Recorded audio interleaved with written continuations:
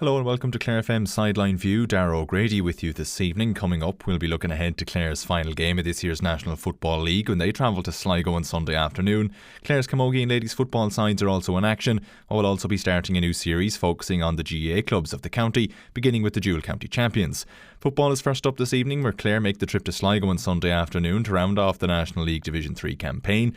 Defeat last time out to Wexford means another year in Division 3 awaits Paul Madden's Charges, while the only route now to avoid the Tailteann Cup will be to take down All-Ireland champions Kerry in the Munster semi-final.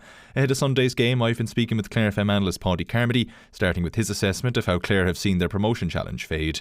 I suppose our defence has been kind of suspect all through the league campaign, and ultimately that's what's cost us. The lads made a good effort to pull it out of the fire, but unfortunately they fell short.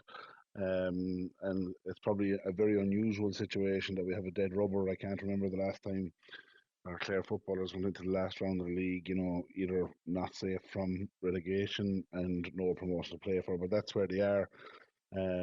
Probably not the worst thing in the world. They'll be able to experiment probably with a couple of players.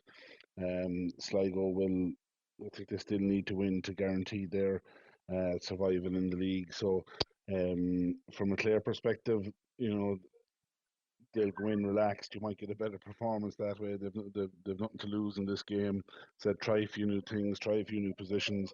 Maybe they might want to double down. They'll know that Sligo will be at it from the start. So, maybe Paul Madden and his team might look at this and say, look, we need to right the wrongs with our defence, and we're going to start straight away, and use this to maybe tweak it defensively and try and restrict Sligo to to as little as possible to maybe to build some confidence in that defence. So there's still a good bit of interest in it from a Clare perspective in terms of development and preparation for the championship. But yeah, it is disappointing, that we didn't get over the line the last day and that we aren't going up en masse to Sligo at the weekend, for a crack of promotion.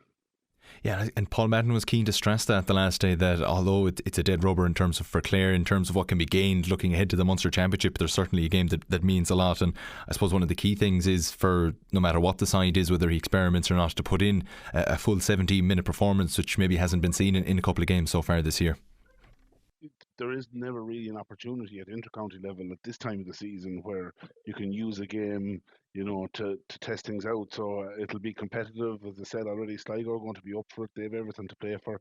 So it will be a good test for Paul Madden and the lads to, if they wanted to try something else, or try tweak things, and know immediately, whether that has been positive or not, because you can play all the challenge games you want. It's just not the same. So look, I'm sure there's a couple of things they'd love to have tried, and now they have the opportunity to do so. So not the worst thing in the world. And look, it's no harm either to finish off the league campaign.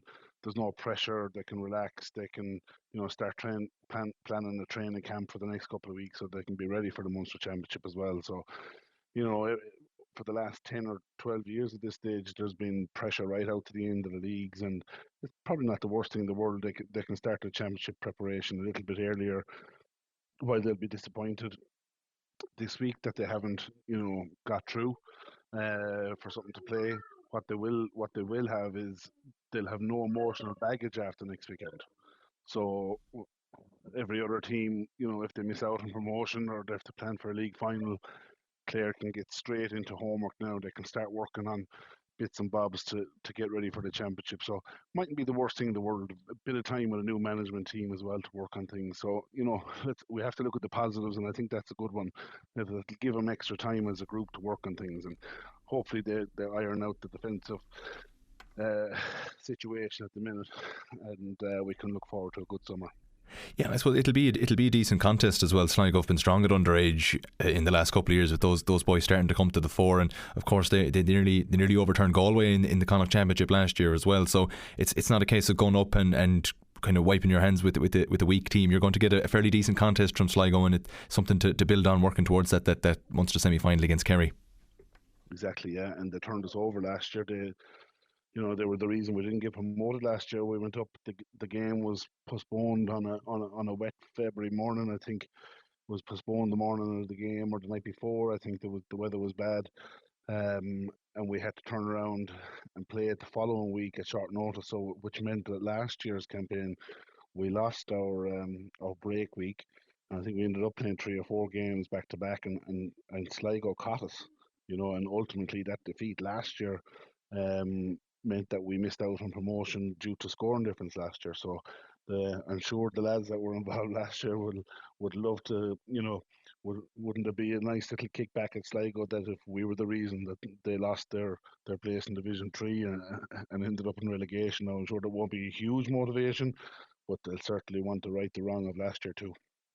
Yeah, I suppose it might be a little bit of, it might be something for the players anyway to get a bit of vengeance, because when you look at last year, maybe it was unfair at the end of the Division 3 campaign to beat the two promoted teams and not end up going up, to be able to grab something at the end of this Division 3 campaign to hold on to go into that Kerry game with.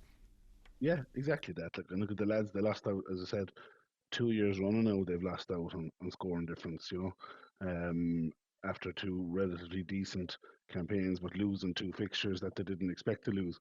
So, yeah, they certainly will be the ambition there, to get Sligo back for that. But as I said, probably the biggest thing, while there will be motivation in terms of physicality and not treating it like a dead rubber. But the biggest thing is going to be, putting some structures in place to improve the defensive side. As I said, I think we've conceded. We must be up there in terms of the highest score conceded, which is not good. Let's say they conceded so many 2 pointers. It was kind of like that game last weekend. It was like a replica of the Down Championship game last year in Cusack Park, where we set just maybe 5 or 10 yards deeper than where we should have, and allowed the opposition to kick 2 pointers with the slight breeze behind them at ease, and just left too much to be done. So there's definitely homework to be done, and it's a brilliant opportunity to try something new.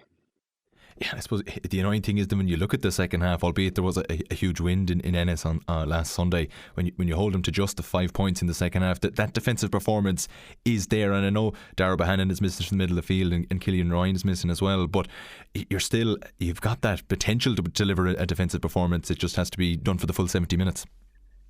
That's it, Chad. Look at how much do you read into that the last day, when Wexford kick 118 in the first half, like Wexford probably coming out in the second half. Their intention isn't to shoot the lights out anymore. They're just trying to hold on to win the game from there. So, did the Wexford change their mentality? They probably did, to be fair. But at the same time, 5 points wasn't a lot, and I know we were unlucky coming down the stretch for a couple of scores. We probably weren't entitled to maybe nick a draw or even a win. And we had one or two opportunities, but I think anyone that was there from a Clare perspective will admit that Wexford were the better team, and they deserved the win. And we have to lick our wounds after it now. That was our chance. That was a big one that we let slip at home as well. So you just have to, as I said already, we have to wipe ourselves down after this. The league is over for us now. This is an immediate shot to try something new, and it gives us a good amount of time to plan for our championship. That's basically where we are with it.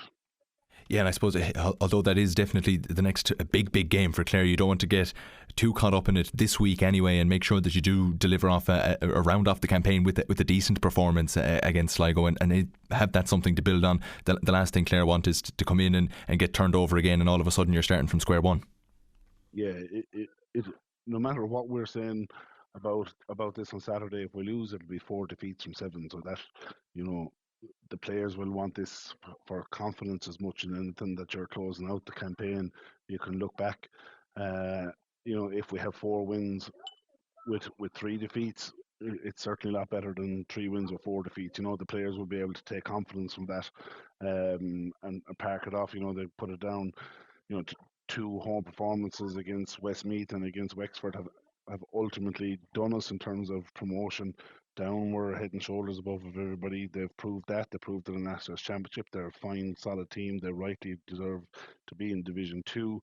They're probably going to give the Ulster Championship a fair rattle. So, you know, that's fine. We can let them go. But again, we're going to have regrets at the Wexford and the Westmeath games at home. They're the ones that we crucially need to win, and then nick your win or two away from home in the National League, and then you're never too far from promotion. So yeah, in terms of a summary, that's kind of where we're at with it. And just finally, of course, you are looking to that Kerry game, and there's fellas that can nail down a spot on that team, and I suppose that's motivation more so than anything to play in what at this stage will be Clare's biggest game of the year. We're obviously hopeful there'll be more bigger games to come than that, but there's a jersey to be won for that Munster semi-final. There is jerseys and positions like, I'd love to have a little word or an interview done with Killian Brennan. He's played some games out in the half back line. He's started in the middle, and for a big man who's played most of his Clare career at fullback. He's so versatile and he can play in so many positions. I loved watching him in the half back line this year. In the couple of games, I thought he was a you know, real stronghold in the team. He was able to get forward and he was well able to get back. He does a job in midfield, but if we're planning for Kerry, if we could have Darragh Bohannon in there at the top of his game with Brian Mack, with a Killian Brennan in the half back line, that's three physically big lads, and all those Kerry lads are strong physically. So the bigger and stronger our team for that Kerry game, the better chance we have of trying to put in a performance and consider rattling them, trying to get a result, which we know is extremely difficult. But we will need everything on our side to be 100% right, and that means bodies on the pitch and options on the bench as well. Clare FM Anda's Paddy Carmody there. That one has a 2 o'clock start on Sunday, with commentary here on Clare FM thanks to Ennis Home Furniture and Jones's SuperValue Milltown. Clare's ladies footballers are also in action on Sunday afternoon, just about an hour away from Sligo, as they go to Canolly Brian Brew GA Club outside of Enniskillen to take on Fermanagh. Graham Shine's side are still not guaranteed of their place in the division for 2027 and need to get a result to avoid being dragged into a relegation battle on the final day. Clare FM's Derek Dormer has been looking ahead to the game and assessing the Banner's overall season to date. I think they've played 5 and I've been at 4 of those games, and some of them were really, really poor performances, but in the last 2, particularly against Laois, they played really, really well. Against Limerick, not so well, but heart, pride in the jersey was evident there for all to see, and that desire not to be beaten got them over the line. And look, they've had a turbulent kind of few months, and relegation did seem a possibility, which would just have been a disaster for Clare LGFA, but they've circled their wagons. They're a very young side. Graham Shine and Niall Hickey and all the coaches have put in great work, and the big players stood up from Chloe Maloney the last day was outstanding. And look, it hasn't been a great start to the year, but hopefully they can finish this league campaign with a couple of more wins and head into the championship with renewed optimism, because that's all they can do. Dara, things didn't go according to plan, and as I said, they've had a young team out all the time, blooding in new players, which is great for the future. And we do know the quality of players coming through with the success schools have had and the underage within the county. So for now, it's a case of just positioning ourselves to have a cut at that intermediate championship, and it's hugely important not to go down to Division 4. One more win will probably do it. Maybe the 2 wins will do it, but it would be nice to get a win. Fermanagh are no great shakes, but you'll have to factor in the travel and that whole aspect of it. It's never easy winning away from home, but look, they have a spring in their step now with back-to-back wins, and just hopefully they can carry it on and finish this league campaign on a positive. And I suppose a real symbol of that improvement is the defensive side of the ball. It's really shored up in comparison to early games against Down and Antrim, and they'll be hopeful for the same to keep Fermanagh at bay this weekend. Yeah, and I think the new rules came in, and even though they would have seen them all in the men's game for a year, they wouldn't have played it themselves. And the old kind of ladies football was always crowd out the D and get 13, 14 behind the ball. It was never a negative sport, but you'd always try and protect the score and transition from defence to attack, ball through the hand, runners off the shoulder. That has had to change now, because that game will not work. You need to be able to give quick inside ball to the 3 up, and you need to have your defensive shape with only 11 back, that's including the goalkeeper. You need to get that right. So in the first couple of games, they were cut open for soft goals, good finishes, mind you, but goals that could have been prevented 30 yards out the field by making contact, by swarming. And there just seemed to be a lack of a desire to play, a lack of work ethic in the opening couple of games. But whatever it was, it has been put to bed, and you could see it in the last 2. They went out and they played for the jersey, and they protected that goal, and they surrounded that D area, and then they broke in numbers, and this varied between playing it through the hands and utilising the kick pass. And to be successful, you have to be able to do both. It's a work in progress for Graham Shine. He's in his second year, third if you include his year underway in Freeman. And look, he's a good footballer, man. He wants the best for the county. He doesn't travel up 2-3 times a week for Kerry for nothing. Like, he's putting his heart and soul into it. I've been critical of him in the past. He knows that. But he's a gentleman to deal with. Any time I deal with him, he doesn't harbour on about any criticism. He's open to discussion, and so are the players, and they're a fantastic bunch. Look, they put in as much effort as every other team in the county, as much effort as all the men.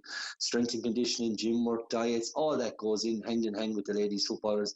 Just hasn't been their positive start to the year, but it is been positively building up, Dara, with the last 2 wins. And if that can continue, look, going into the championship, it has been hard to win for Clare, that intermediate championship, but over the last couple of years, there's been some shock winners. So who's to say that Graham Shine and Co can shock the country in a couple of months' time? And looking to Fermanagh, they're down the wrong end of the table that they would have wanted to be as well. But just the 1 win on the board, but it was over promotion hunting down. So when you factor in the travel as well, they're going to provide a pretty stern task at the weekend. Yeah, and look, Clare have always difficulty against Northern sides because we wouldn't be the biggest of teams, and the Northern teams are always physically imposing. So that's a factor that they'll have to deal with. I disregard the Fermanagh Down think because there'll be fierce rivalry there, and Down will be a far better side than Fermanagh. But you do get those results when there is, neighbourly love, shall we say, involved. For Clare, I think Clare are a better team than Fermanagh. If they can go up, the travel doesn't take too much out of them, get off to a positive start within the game, I think they'll be too strong for Fermanagh. And based on the last 2 performances, if they deliver the same level of work ethic and just be a bit more economical in the shooting department, I see no reason why they can't get that result, secure their Division 3 status with a game to spare and build towards the championship. That's all we can ask of them, Dara. Yeah, and that building towards the championship is key at this time of year, but I suppose you can't look too far ahead. Go up and get the job done, and then with the game left, as you can work towards that Munster and All-Ireland series as well. Yeah, that's exactly it. Go get the job done, secure your status, and then have a right cut. Whatever about the Munster Championship, we've played that Senior B, we've won it, we've lost it. I don't think it's of any beneficial really to the county. It's all about the Intermediate Championship, getting out of the group, getting to the quarter-final. We've done that every year, and it's a case of can we kick on? You might need luck, but look, they're working in the right direction. They're all singing off the same hymn sheet. And with the success of Spanish Pint, Kildysert, the Closh, the Fergus Rovers at club level, there's a huge wave of talent there ready to be, drafted in as soon as they're of age for that Clare flagship side of the Clare ladies football. It's just important that they have a professional, well-oiled setup to go into, and I think Graham Shine and Co are doing their best to make sure that that's what's there for those up-and-coming players to get into when they're of age. That's what's important. I do see Clare being highly, highly competitive at senior level. I expect Clare to win an intermediate championship in the next 3 years with all the level of talent we have at underage. Can we do it this year? Absolutely. But for now, it's just a case of building, steadying the ship and focusing the group that we have on, just delivering performances for the jersey, for the people at Clare, and I'm sure they'll all do that. Clare FM's Derek Dormer there. That game is also set for a 2 o'clock start on Sunday. More to come here on Sideline View. So Clare's camogie side back into a Division 1B final, and to discuss the season so far, joined by manager Eugene Foodie. Eugene, surely that was the plan at the start of the year, and now into the final with the game to spare. You have to be delighted with that.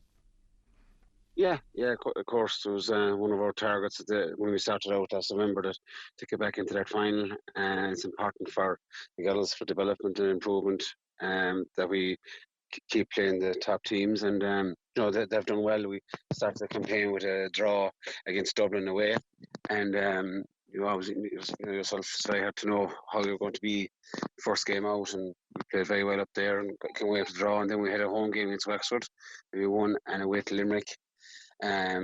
Fortunate to win that, but girls showed great determination, never do die attitude, and we came away with the victory. And then we sealed it off with the first victory in Cusie Park this year, and against Down on Saturday. So it was, very pleasing, and a lot of scores on the board, and played well.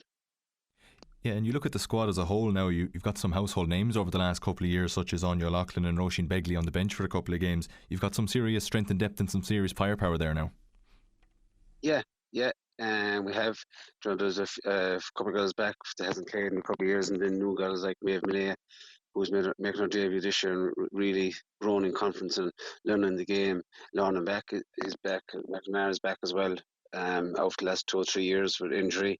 Roisin McMahon from Fetal is another huge addition. Merlin Scanlon back from injury. So yeah, it's all looking positive at the moment for the girls. So.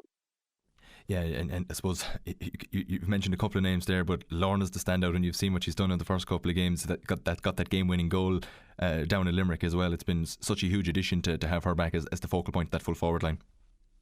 Yeah, no, she's very honest there, and gives it her all, and she's really worked hard to get back from an operation and everything, and to get back to the same level as she was before. She's a huge addition to the team, but look at it as proof as on Saturday. There's 36 girls in the panel. They're all hungry to play. They all want to play, and it's a great way to be. Yeah, and especially this time of year, that squad rotation with the 36 girls, so crucial to give a bit of game time into everyone's legs. Yeah, and it's only going to get tougher because we play Offaly on next Saturday now, and then the 23 championship starts, and the league final is down in the middle of that as well on the 12th of April.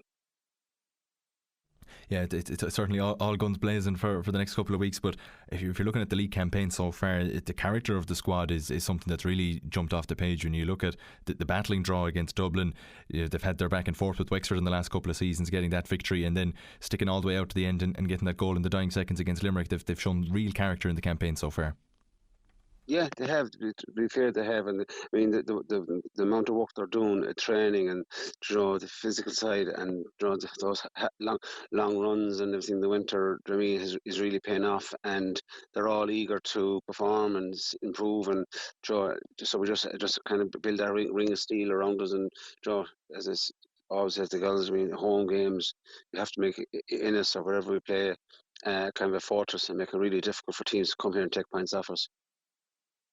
And of course, you mentioned that Offaly game coming up, but into that 1B final with the game to spare, it's going to be against Dublin or Limerick. You've played both of them before, obviously, but looking forward for a tussle against either of them, whichever one it ends up being. Yeah. Look at two good teams. With a great battle with both of them already this year. And I mean, if there's Limerick, a lot of the girls would know each other from playing with UL and all that, so there's a bit of rivalry there. Dublin came down from 1A last year, so they'll be really hungry to get back up there again. So whoever we're playing is going to be a tough day out.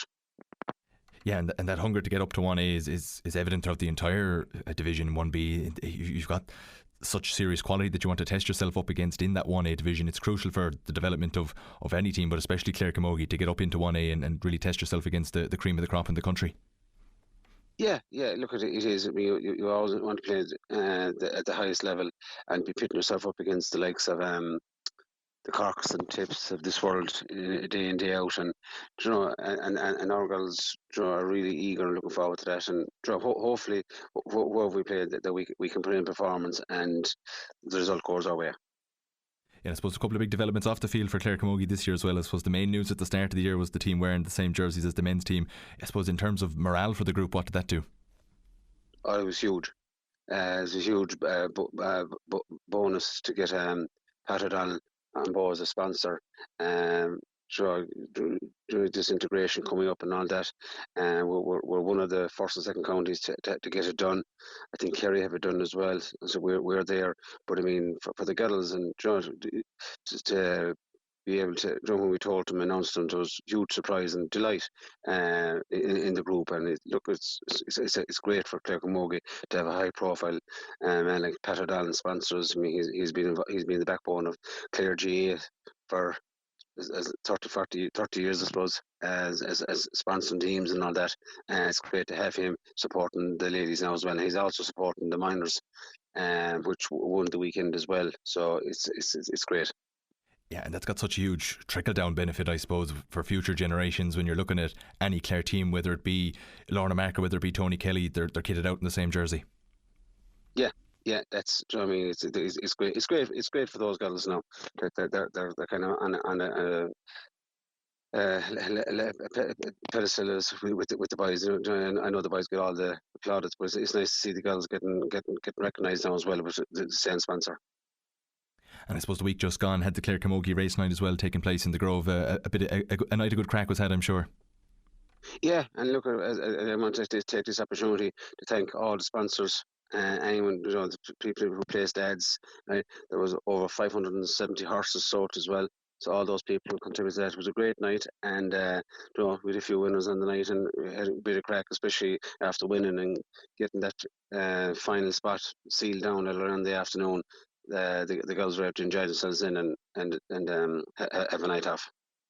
Yeah, and you mentioned the input there from the public, but you've seen a couple of the videos and the crowd that was present on the night as well. It was great to get such huge support from everyone for an event such as that.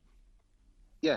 Look, it's our second year running a race night, and it's gone off very well. And so again, there's a great buy-in, and there's a great bond among the group. And some the parents came and friends came to support them then as well.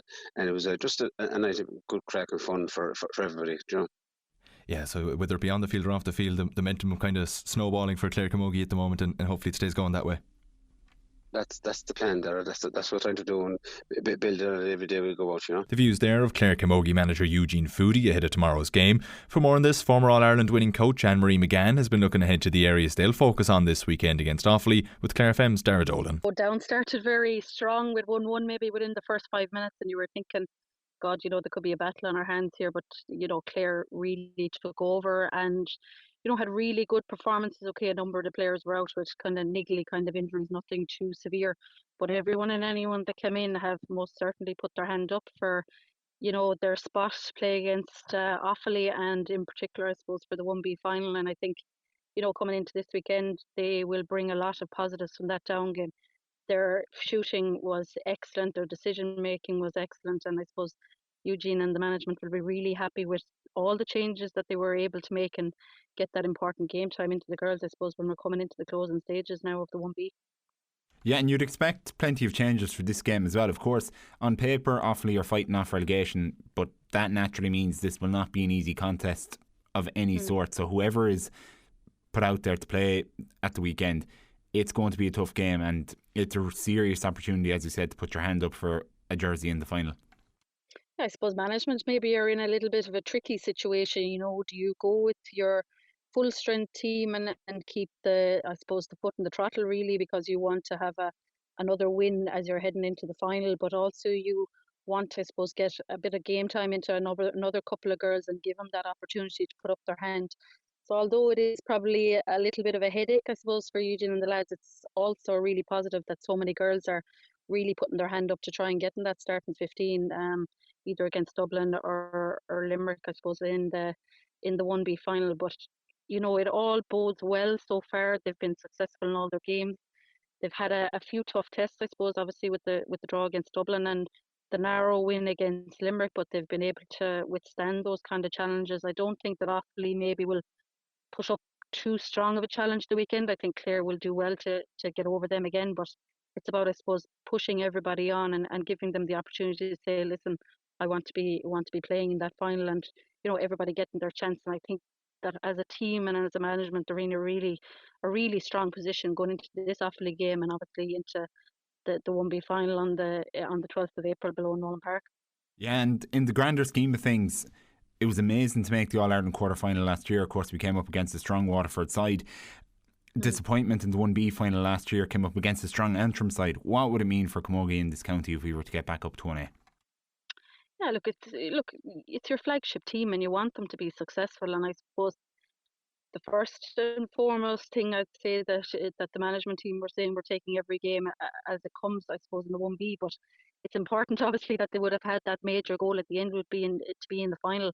And I think that they will throw everything and anything they can to be at that, because getting any bit of silverware, I suppose, at adult level has been extremely difficult in Clare over the years. But to get even the 1B Cup would be outstanding, and it give that promotion and that, I suppose, that's showing that all these girls are putting on the jersey every week and going out for Clare and putting on their best show. And I think it has been a very successful year so far. I think that they can definitely build on that. They seem to have a really good panel of a good mix of underage, under 23s and senior, and they're really pushing for, I suppose, to get that promotion. And I think that firmly as a management and every player will say that would have been a goal from the start of the year. But, building along with all those wins has been, really positive for the girls. And I think they will look at this campaign, hopefully with the win in the 1B. And I don't want to be piling on any pressure like that, but getting to the final was important. And it's just taking about that one step further, and getting the promotion will be, the cherry on top, I think, for all these girls and the management for the work they've put in this year already. Yeah, absolutely. And it's going to be hard not to have an eye on the Limerick Dublin game. Obviously, look, whoever gets a positive result there will be playing Clare in the final. We've had tight encounters against both of them. Generally, in these situations, from your experience, do teams have a preference who they're going to play in the final, or is it just focusing on the game in front of you?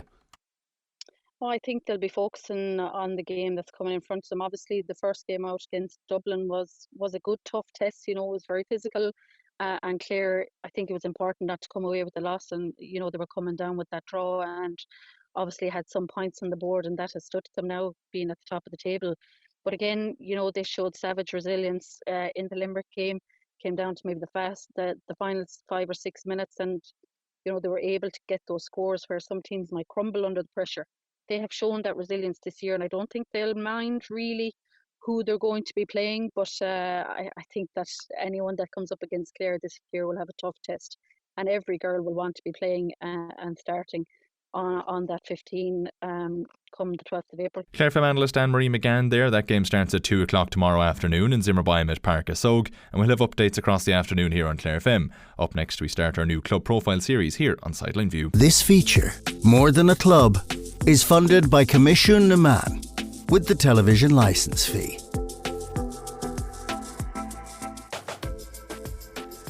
For our club profile series here on Clare FM, what better place to go than just out the road from us here to Clonroadmore, to an Éireog that are hosting both Jack Daly and Canon Hamilton as things stand. What a wonderful year they had last season. Delighted to have Alan Malone and Kevin Brennan of Éireog with us to, I suppose, let's take a look at the club, because I'll start with yourself, Alan. You've been obviously involved for quite some time with Éireog. I won't ask you to put a direct number on it, but I suppose the success you saw last season, not something that happened by accident. No, Derek, it's something that, and you mentioned when I started off, I guess, I was a teenager playing minor in the mid-90s, and Éireog would have been a different place at that stage.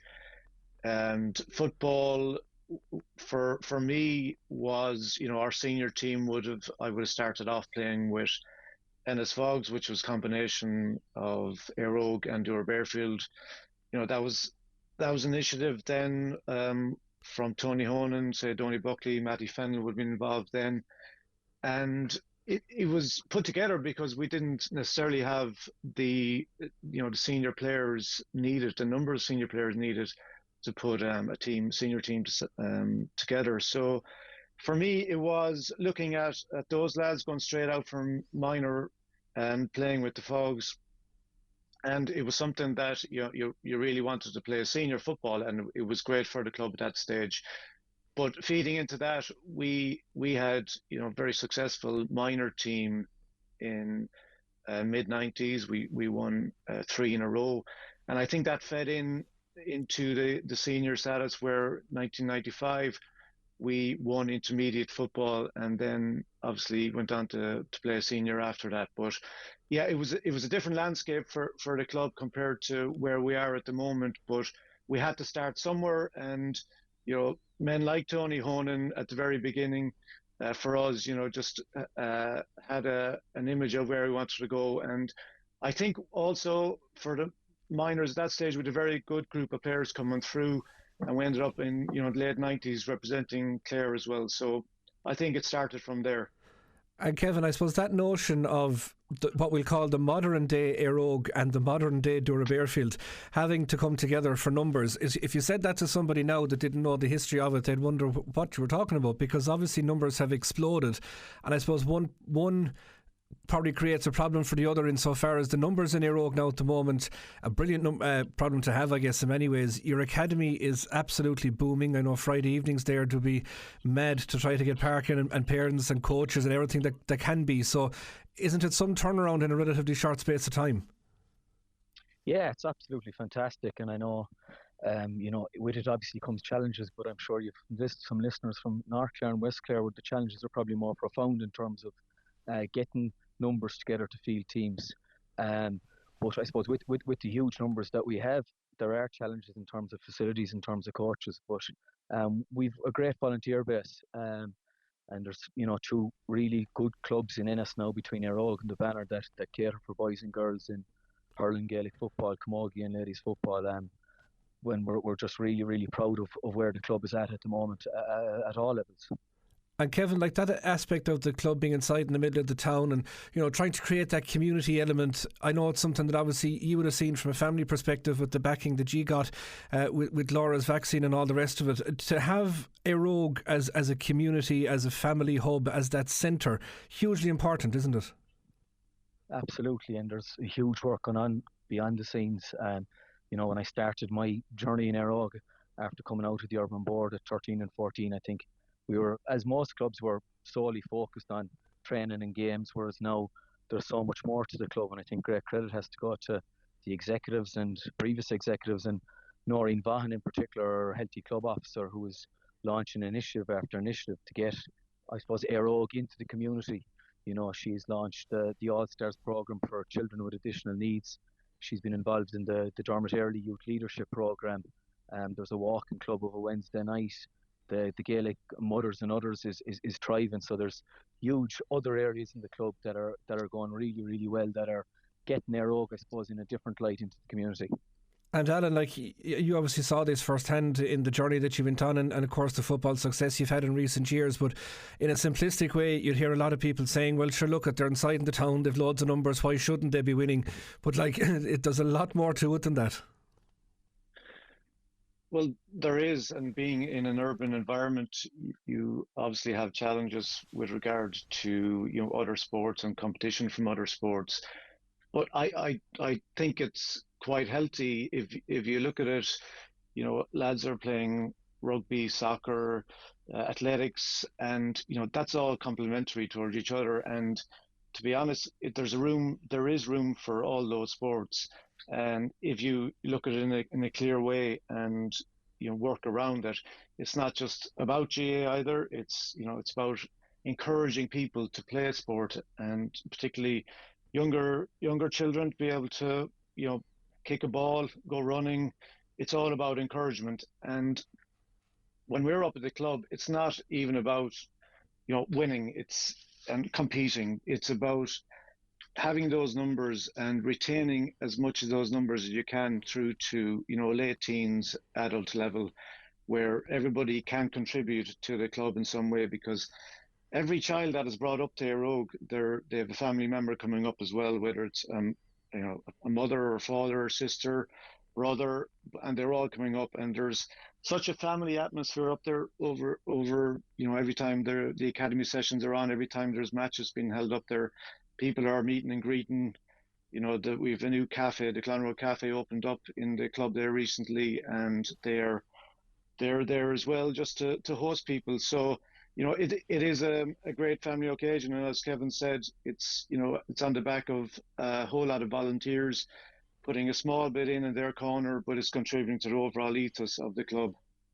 And Kevin, I suppose that next generation element, we saw a little bit of that perhaps the night of your medal presentation, where I believe there was 4 or 5 of the next group of young townie stars brought up on stage and interviewed by the inimitable Rory Hickey as well. And I suppose, look, that's a little bit of inspirational stuff, isn't it? Like, you see all the kids out in the field after all the victories, and I think it was either Kieran Russell or Arden Fitz. I was talking to him after one of the games, and they said that the young fella doesn't know what it's like to come to the park and see Airog lose, and that in itself is something that is, you obviously want to hold on to that. Absolutely, and I'm sure the scenes in Cusick Park last year have definitely inspired the next generation. I think great credit has to go to the likes of Kieran and Aaron and David Mack and Eiley McMahon and all our dual players in particular, for showing that it can be done, that hurling and football, you can succeed at both. And they've shown, I suppose, to those boys and girls who are 5, 6 and 7 who are joining the academies across the board, that you can succeed at an elite level at both codes. So great credit is due to the dual players, I think, of the last decade in particular. And Alan, not just the dual players from the men's side of things, but obviously a very, very healthy camogie and ladies football element in Éire Óg. And I know that, the one club model and integration, that's all to come down the track. But you mentioned something there at the start about facilities. And obviously being in the town, you're trapped a little bit, I suppose, development wise. That's a big challenge, isn't it, to kind of keep growing to cater for what you have? Yes, it is. We have 650, I suppose, of membership of playing players, both adults and children, and you have to find room for all those when they want to play a match or train. And there is challenge in that. We've a very good relationship with St. Flannan's, where we have a long-term lease on the pitch down below, and other pitches if required. And we have our own pitch, obviously, which is used an awful lot, but you have to look at beyond the clubhouse as well, because we have a small footprint there, and we are using now from next year on the Bishop's Field, which is the pitch being used by the community college. So we have had a partnership with them for next year where we can use that pitch in the evening time. And also Ennis National, their Astro pitch up there, we've a very good relationship with them. So we are finding ways around it, and we can't be just constrained, have the constraint of our own place there on Clon Road, but we have to look beyond that. And it's you need help from the entire community to be able to get that space for training, which is very important for us. But we're making it happen. And the last few years, we've had a new stand erected in the club, and this year then there's the opening of the club gym, which already is getting great use from young and old, and that's something that is going to be a benefit to many a member of Éire Óg going forward. And Kevin, that new development that we've seen with the dressing rooms, and as Adam mentioned there, the gym and all the rest of it, that must have been a rather large undertaking for a club. It can be frightening to undertake that, hoping you'll get the support. And the fact that you got it and it has been such a success and turned out so brilliantly, isn't that a massive shot in the arm for the backing that you have as a club? Yeah, absolutely. And yes, the project was probably first thought up of maybe 6 or 7 years ago, and I think it might have been stalled a little bit due to COVID. And then when the executive at the time went back, costs had spiraled. So it was a huge undertaking, and it required a huge financial backing, I suppose, from club members to get it to where it is now. But even only last night, we had the under 13s and under 15s, the boys and the girls in there last night doing strength and conditioning work and running dynamics with Coach Tom Barry. So it's getting huge use already, and it is a great asset for the club to have gone forward. And Alan, that element then of looking around Ennis and its environs, and seeing the huge mix of cultures that are here now, and the various nationalities, and trying to coax them in and make Gaelic games their game. And I guess you look at the success that the likes of Ike Maguire has had representing you on the county stage, and it's an ever evolving challenge to kind of keep adapting that way as well, isn't it? It is, because obviously some nationalities have their own cultures, sporting wise and whatever, but GA might not necessarily be part of their background. So I think it is something that you have to look at within the schools, and indeed it is being developed within the schools, where they are being introduced to some form of GA, and like that, then you're hoping to coax them up and convince parents that it's a worthwhile thing for their child to be doing, to come up to a club like Éire Óg. And it doesn't just have to be Éire Óg, it can be whatever GAA club, but you are looking to get other nationalities in and other cultures in, and it really it brightens up the everyday life within the club when you have people coming in not necessarily used to GAA. It's something that is very healthy for our club, and you've seen that with some of the players coming through, and even people from outside of Ennis coming in, and families who have moved to Ennis from outside, and they're bringing their own cultures, their own way in as well, which is, like I said, very healthy for the club.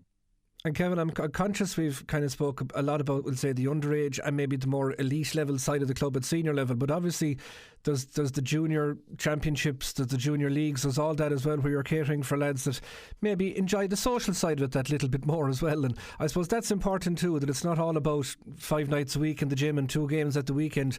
There is that other element where you can train once or twice a week and have a bit of crack on a Sunday afternoon.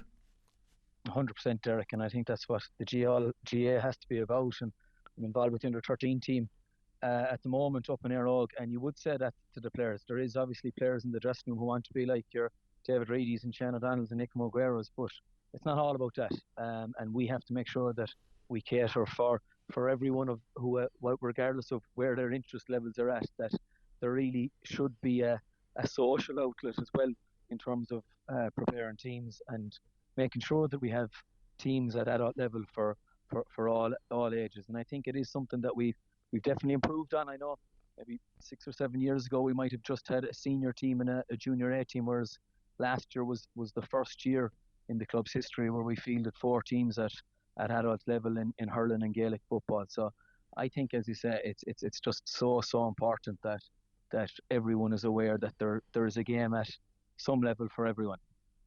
And Alan, we'll finish up by, I suppose, reflecting on that year that was, and it's fitting maybe in the context of what you outlined at the start there, where, you know, initiatives like what Tony fostered with the Fogs had to be brought in to keep Aero going at senior level.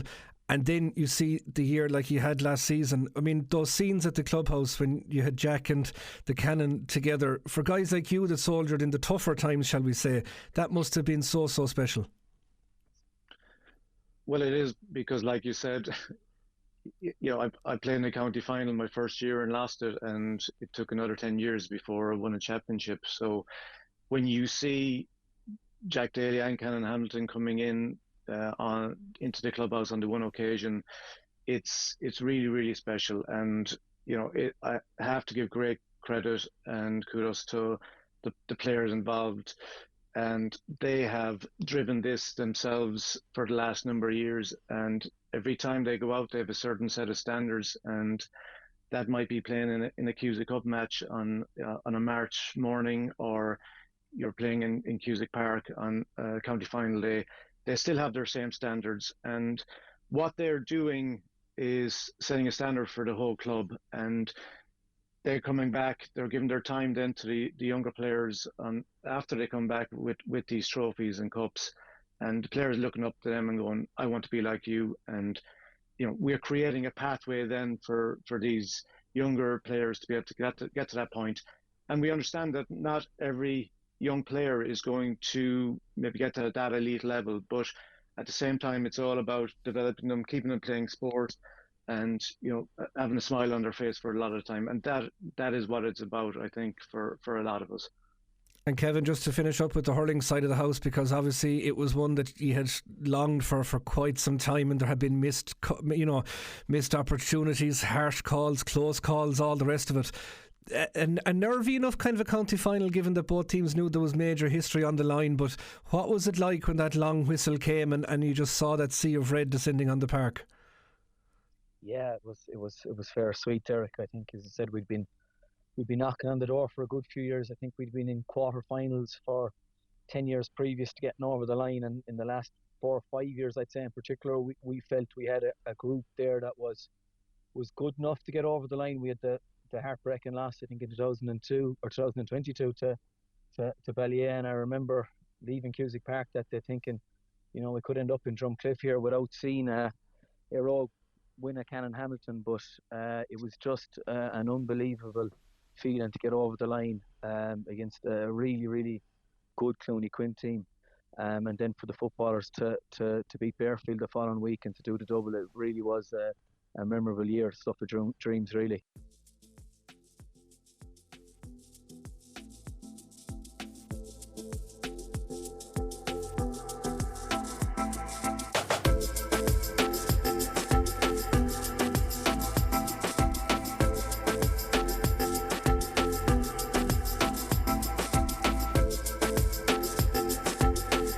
This feature, More Than a Club, is funded by Commission na Man with the television licence fee.